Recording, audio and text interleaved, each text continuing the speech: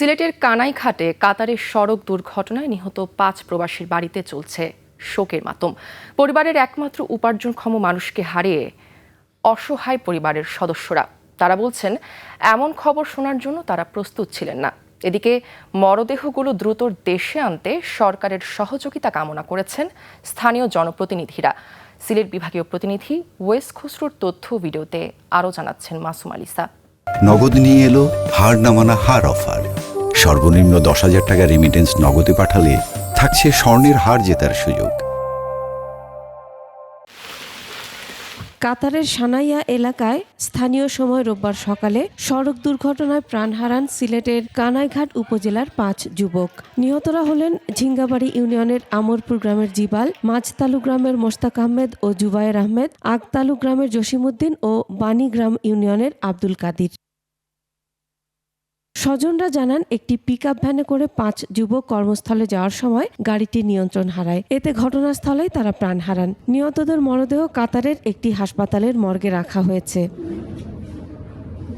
তাদের মৃত্যুর খবর শুনে শোকের ছায়া নেমে আসে এলাকায়।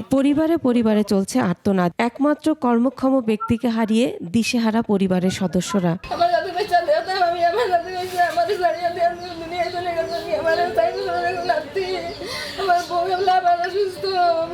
আজকে 2 বছর হয়ে গেছে যাওয়ার।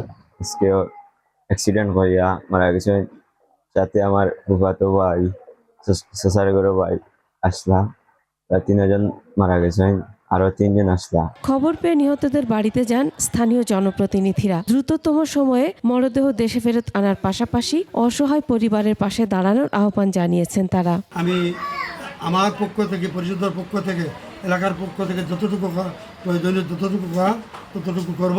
আর বিশেষভাবে আমি বাংলাদেশ সরকারের প্রতি শ্রম কর্মরত মন্ত্রণালয়ের কাছে আমার বিনীত আবেদন যে আমার যে ইউনিয়নে যে 4টি পরিবার অসহায় হয়েছে তাদের পাশে যেন সরকার অতি দ্রুত ব্যবস্থা নেয়।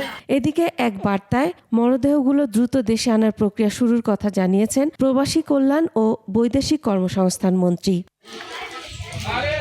Masum Alisa. Desk report, 21 television.